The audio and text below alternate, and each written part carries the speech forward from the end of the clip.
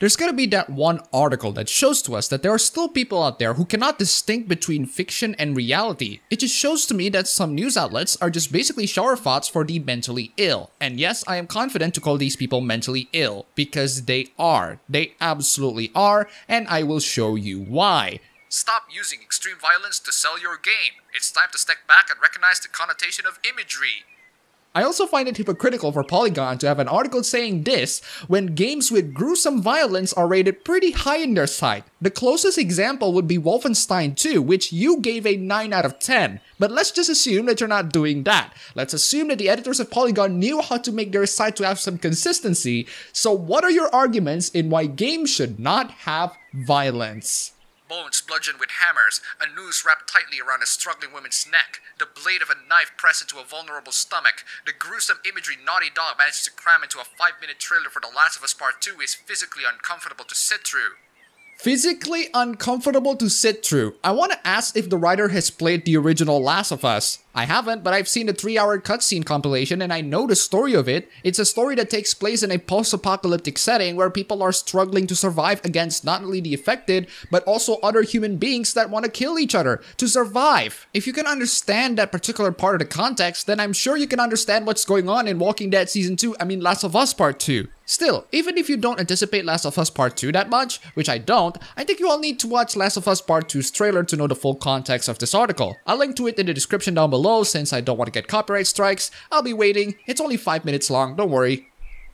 Oh, and while we're at it, huge thanks to Michael Lucas, Garrett Duff, Piotr Pozar, and Arseny Poga for the pledges on Patreon. You guys are fantastic. You're done? Excellent. Let's continue.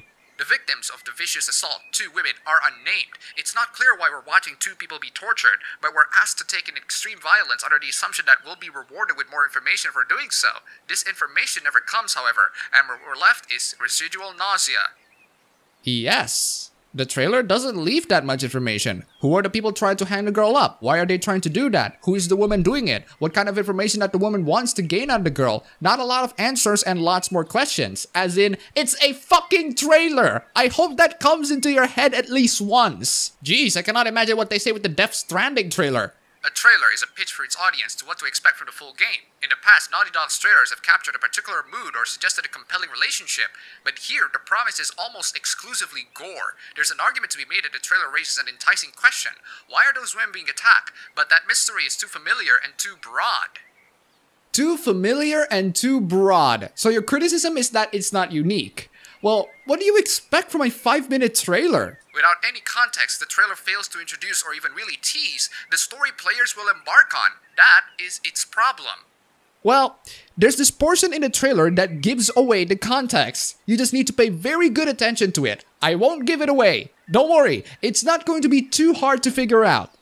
The violence is particularly upsetting as it features the assault of women.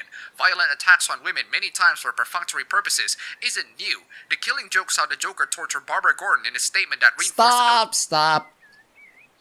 They're not the same. They are not the same. And even if they are, they're still fictional women. If you tie this up to reality somehow... The volatile imagery used in the trailer to underline the heinous act being committed are familiar scenes to us. We've seen this play out in other TV shows or movies before, and in real life, 35% of women have experienced violence at the hands of another person in their lifetime, according to a 2017 report from the United Nations.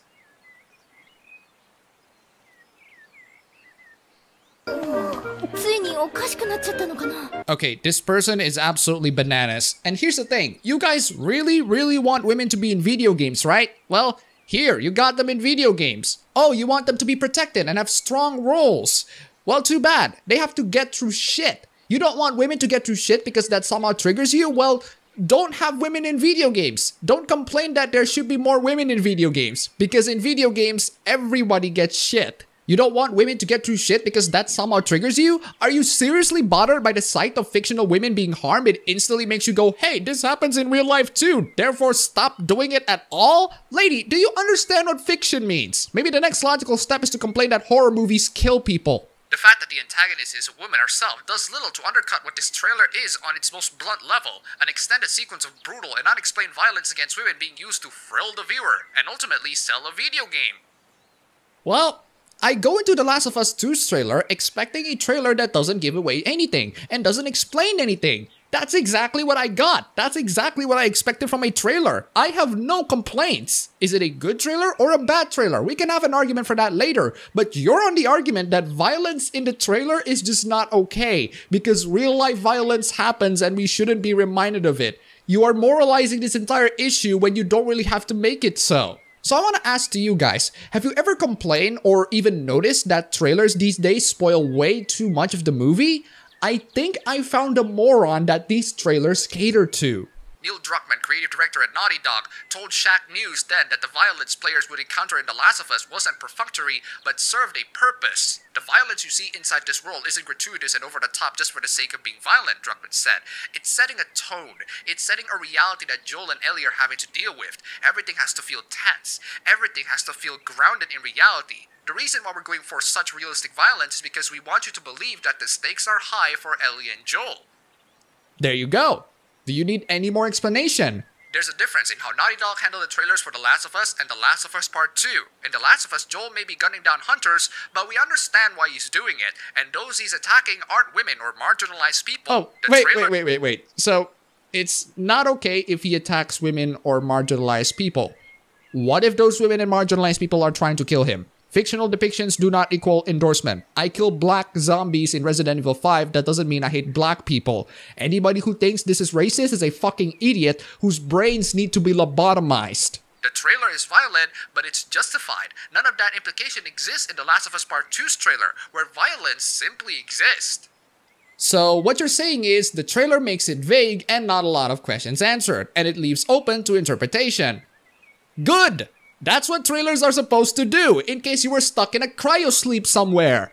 In context with the rest of the game, the scene may have an emotional hook beyond disgust. We will probably get to know the characters and learn why this violence was necessary. Naughty Dog did put forth extra effort to put women in more leading roles. The trailer hints at larger roles for both women involved. These women exist in a violent world, set up by Naughty Dog in the original Last of Us.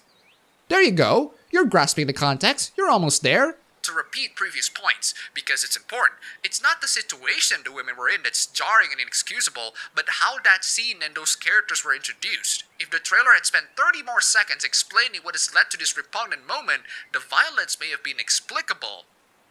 Yep, these are the sorts of people that cause spoiler-filled trailers to fill the market. This is a trailer. It doesn't reveal much of the game, and for a good reason. Like, do you understand how trailers work? Your arguments consist of, the trailer is too violent, the trailer is violence against women, the trailer doesn't explain much, all of which can be answered with yes, yes, and yes. None of those arguments justify, stop doing this please, have better arguments, or stop complaining. Providing a trailer with little to no context leads to more questions about how this trailer came to be, how many women were involved in the creation, editing, and approval of this trailer. In an industry and studio that's predominantly run by men, did women feel comfortable offering a critique?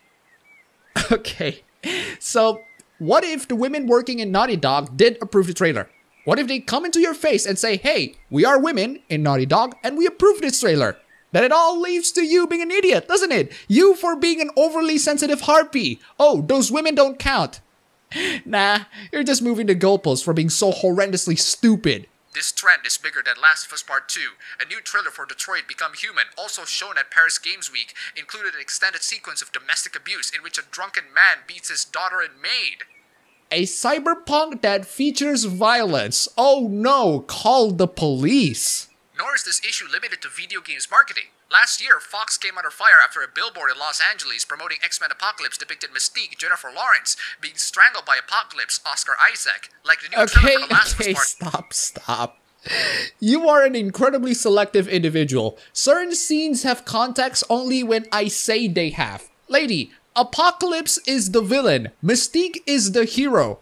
Or at least the hero in the movie series. The hero is being strangled by the villain. You know the villain and the hero's freaking name, but you cannot figure out the fucking context? Are you kidding me?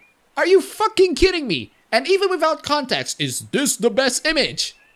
Yes! This image shows that the hero is dealing with a friending supervillain, and they are helpless against them. That makes things interesting, doesn't it? That's what creates a story. My god, it's like I'm explaining things to an alien. Fox later apologized for the billboard, removing it and other similar marketing materials, admitting that the advertisement carried with it a negative connotation that invoked imagery and history of violence against women.